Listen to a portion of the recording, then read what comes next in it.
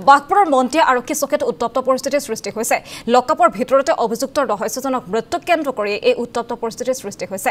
আৰক্ষীয়ে আটক কৰিছিল বৰদলনিৰ লুৎফুৰ ৰহমান নামৰ এগৰাকী যুৱকক। লুৎফুৰ ৰহমান ওৰফে ৰিংকুক আটক কৰিছিল। SBৰ CSP চুৰিৰ ঘটনাত জড়িত থকাৰ অভিযোগতে আটক কৰা হৈছিল এই যুৱকগৰাকীক। আৰক্ষী চকীৰ লকআপৰ ভিতৰতে ৰহস্যজনকভাৱে মৃত্যু হৈছে লুৎফুৰৰ। ইয়াৰ পাছতে থানাক ঘেৰাও কৰি প্ৰতিবাদী কাৰ্যসূচী ৰূপায়ণ কৰিছে দল সংগঠনসমূহে। কৰ্তব্যত থকা আৰক্ষী বিষয়াৰ বিৰুদ্ধে তদন্তৰ দাবী জনাইছে। ঘটনাস্থলীত উপস্থিত হৈ পৰিস্থিতি বুজ ল'লে বৰপেটা জিলাৰ আৰক্ষী অধীক্ষকে।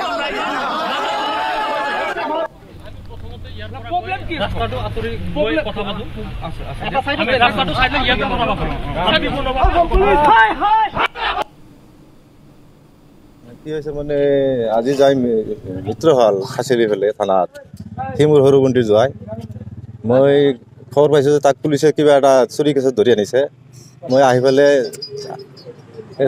ফোন কৰিছোঁ, চাহ দোকানত থকা বুলি কৈছে তাৰ বনি যোৱাই। মই যাই পেলাই ছাৰৰ লগত কথা পাতি আছে। মই ক'লোঁ ছাৰ সি নিজৰে বনি জমাই হয়, সি কিন্তু ভাল মানুহ এটা, সি বেয়া কাম নকৰে। এতিয়া কিবা তাক ফচাইছে, তাক দি দিব লাগিব। এনে এই কথাখিনি কৈ ছাৰৰ লগত মই থানাত সোমাইছোঁ। আহি চাওঁ যে বাহিৰত থানাৰ চিটকাৰী যোনটো এইটো মাৰা আছে, লগটো মাৰা আছে, পুলিচকেইটা বাহিৰত বহি আছে। এতিয়া আব্দুল বোলে এটা ল'ৰা আছে, সি কৈছে দৰ্জা গুচাই আছে। পুলিচে কৈছে যে নাই নগুচাবা, কৈছে নাই আসামি ফালে মই দিম। সি যাই পেলাই কৈছে যে আসামি নাই ভিতৰত। লগে লগে এটা দাউৰি ভিতৰত সোমাইছে।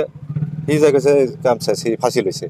মই লগে লগে দাউৰি ভিতৰত গৈছোঁ, যাই পেলাই চাবি ফাঁচি লৈ পেলাই লটকি আছে ফেনৰ লগত থানাৰ ভিতৰত। নাই মই মোৰ লগত গৈছিল, যেতিয়া সি ফাঁচি লোৱা বুলি এটাই কৈছে, তেতিয়া আৰু 2-3টা পুলিচ মোৰ লগত দাউৰিৰ ভিতৰত সোমাইছিল। মানে লকআপৰ ভিতৰত সি অকলে আছিল, বাহিৰত চিটকাৰী মাৰা আছিল, সি লকাৰ ভিতৰত অকলে আছিল। ব্যৱহাৰটো মানে হেণ্ডকাপ যে আছিল, হেণ্ডকাপ সন্দেহ মানে এতিয়াতো মৃত্যু হৈছে বহুত কিছুমানত কোৱা হয়, কিন্তু আমি মাৰা বুলি শুনা পোৱা নাই যে পুলিচে মাৰধৰ কৰিছে। মানে জাষ্ট আহিছোঁ, মই ইমানখিনি মই জানা নাই। মানে মই জাষ্ট আহি পেলাই সোমাই পেলাই চাওঁ সি লটকি আছে। অভিযোগ মানে তাক যাই দোষী, তাক পুলিচে নকৰা কাম একো নাই, চব কৰিব পাৰে। ইনকুৱাৰী কৰি উচিত তদন্ত কৰি তাক মানে যিখিনি আইনী ব্যৱস্থা হয় সেইখিনি মানে ল'ব লাগে। আজি অতি দুখৰ বিষয়, আমি ইয়াত সকলোৱে ৰাতি 7টা বজাত সমবেত হৈছোঁ। বাঘবৰ সমষ্টিৰ মন্দিয়া আৰক্ষী চকীৰ অন্তৰ্গত 4 নং বৰদলনিৰ ৰিংকু আহমেদ লুৎফুৰ ৰহমান নামৰ যুৱকজন আজিৰ দিনৰ 3 বজাত কিবা কাৰণত তেখেতক থানাত অনা হৈছিলে আৰু 4:30 বজাত তেখেতে মৃত্যু বুলি ঘোষণা কৰিছে। চিকিৎসালয়ৰ পৰা আমাক জানিবলৈ দিছে। উক্ত ঘটনাৰ বিৰুদ্ধে আমি পৰিয়ালৰ লোকসকলক লৈ থানাত বুজ ল'বলৈ আহি তেখেতসকলৰ পৰা আমি গোটেই তথ্যখিনি জানিব বিচাৰিছোঁ আৰু সকলো ৰাইজক লৈ আমি কথাখিনি বৰপেটা জিলাৰ DSP বিষয়াগৰাকীৰ সন্মুখত আমি দাঙি ধৰোঁ আৰু তেখেতৰ পৰা আমি বুজিবলৈ চেষ্টা কৰোঁ।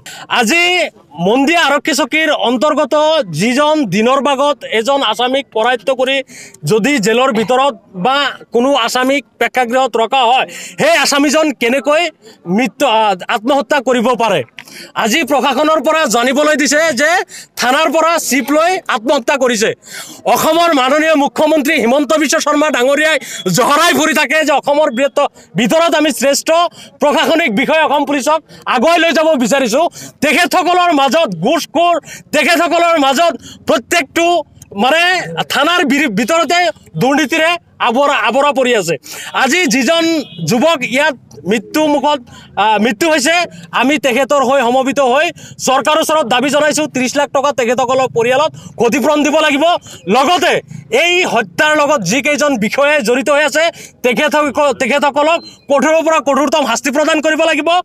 কেৱল ছাছপেনশ্যন কৰিলেই নহ'ব, তেখেতসকলক জেল হ'ব লাগিব আৰু ইনষ্টেণ্ট এৰেষ্ট হ'ব লাগিব। এয়া হৈছে মূল কথা। আৰু জানিবলৈ দিছে যে আমি জানো সাধাৰণতে যে এখন আসামীক যদি কৰায়ত্ব কৰা হয়, সেই আসামীজনক ঘৰত আপোনাৰ গাৰ্জেনক এৰেষ্ট মেমো এখন দিয়া হয়। অতি পৰিতাপৰ বিষয়, ৰিংকু আহমেদ ল'ৰাজনৰ ক্ষেত্ৰত এই কথাটো হোৱা নাই।